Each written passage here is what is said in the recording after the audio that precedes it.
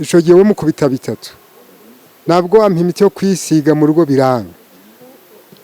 Ubwo mbangiye hakurya nambuka ingezi nja kundi mudamu uvura bya kinyarwanda nawe ampa imiti yo kuja ndisiga biranga. Uri kumva neza cyane, ndi kumva neza cyane. Ubu matwi yose umuntu yakoramo no kweko ari kwapfuye. No nabirindukaga kugira ngo numva umuntu nabirindukaga. Nitwa Niyonzima Emmanuel, mvuka mu muryango remezo wa Tuga Nijuru, ikoraniro rya Sozi, santrale ya Gitare, paruwasi ya Butete. Yewe isengesho ry'impuhwe ry'umunsi rya hano muri Butete, numvishe ugutwi ku ruhande rumwe gupfuye, nkaja ndashyiramo n'ibiti. Ariko iryo sengesho rya twasenze numva noneho amatwi y'uruhande numvishaga kumwe ukundi kurukubarukana kurukumva.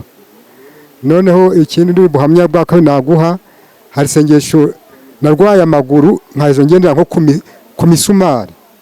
Noneho nja mu imisumari n'abaturage biwacu barabizi mu birenge mu bitsi hose. Nja mu kinyarwanda ngira ngo n'amarozi banteze wanjye. Nja ku muturage wa mbere mu bya kinyarwanda bamukubise 12,000. Ampa imiti yo kuja ndisiga biranga. Uwo muvuyeho bati uyu kwakunaniwe ja mu masengesho nja mu Rutovu. Umugabo aransengera nawe ampa imiti. Ico gihe we mukubita bitatu nabwo ampa imiti yo kwisiga mu rugo biranga. Ubwo mbangiye hakurya nambuka ingezi nja kundi mudamu uvura bya kinyarwanda nawe ampa imiti yo kuja ndisiga biranga. None hari sengesho ry'impuhwe ryabaye mu Ruhengeri icyo gihe, none fatiraho nja mu Ruhengeri. Iryo sengesho rero ry'impuhwe none nandenza kuje nagiye kwisuzumisha kuri Patinasi. Ngiye kwisuzumisha kuri Patinasi ngo bandebe uburwayi bwo bwamfashe, basanga bamboramo indwara, banyuza mu cyuma nikoresheje control, basanga bwo narwaye impyiko y'iburyo. Kubera ibyo byatsi ngo ni indwara bambonyemo ibyatsi ntaho nabinywaga. Oya tubwira mwese wakoreshaga imiti ya kinyarwanda. Kwisiga nta nayimwe. Wakoreshaga imiti ya kinyarwanda. Hanyuma umupfumu wa mbere ngaguca amavuno yari umupfumu yari umuganga. N'umuvuzi gakondo. Witwa ngo Semaku. Nuko ngiye muri Patinasi ko none ndi kuvonjangira ndi kunyonjagira, bampa ibinini bambonamo indwara y'impyiko gusa. Noneho isengesho ryo mu Ruhengeri ribaye njayo, turasenga bitangabagije isakaramento ritagatifu. Ico gihe nza ndi kugenda neza.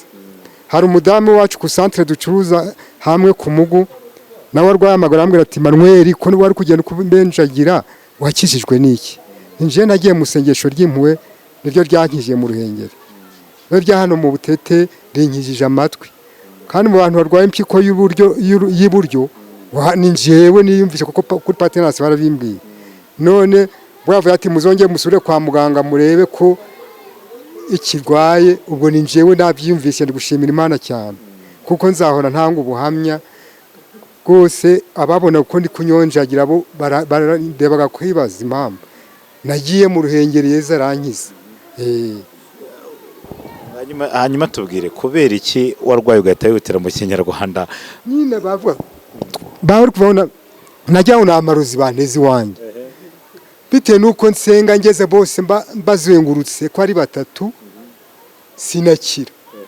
Ngiye mu Ruhengeri mu sengesho nza ndi kugenda neza, kwira na madamu biramuyobera ngo uje kugenda neza ni Yesu yankije pe, ntawe ntabibwira kuko nibwo buhamya bwa mbere ntanze mbonanye n'umunyamakuru. None n'ugutwi kwanje kwakuru kumva uruhande rumwe, none hose ndi kumva ubumeze ndi munanga.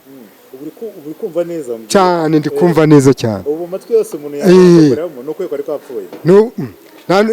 Nabirindukaga kugira ngo numva umuntu nabirindukaga. None umuntu uko hirya kwari kwarapfuye. None hose ndi kumva. Ndi kumva cyane. Nta kibazo. Ndamubwira ko amatwi yanje yose ari kumva. Oyambwire nyine ko nugera aramubwira ni madamu Sheri, Yesu yankijije nawe kumuhubamya kuko nawe namusabiye yarwaye mu matako. Wenda nawe harije nasanga iryo sengesho ryamugezeho. Nawe urizeye. ndizeye ko kugendera mu mashimwe ndizeye ko nawe nasanga Yesu yamukozeho. hanyuma n'igice wabwira abantu urabona watakaje amafaranga abantu byo kwirukira mu bapfumu no kwizera Yesu. Yesu arakiza kuko bakurya ibintu nico cyatumye nje nkora n'ingendo ntagatifu nkunda no kuja Kibeho nuko ndi imbaraga za Yesu maje kuzimenya cyane. Ntabwo gikora ingendo je mu Kinyarwanda. Iyo ngiye ni Kibeho nta kibazo na mugongo nageze Yesu arampaye imbaraga cyane. Imana ishimwe cyane. Urakoze cyane n'umudamu Imana imukize. Imana ishimira mukize. Kanakire n'undi. Ya murakoze.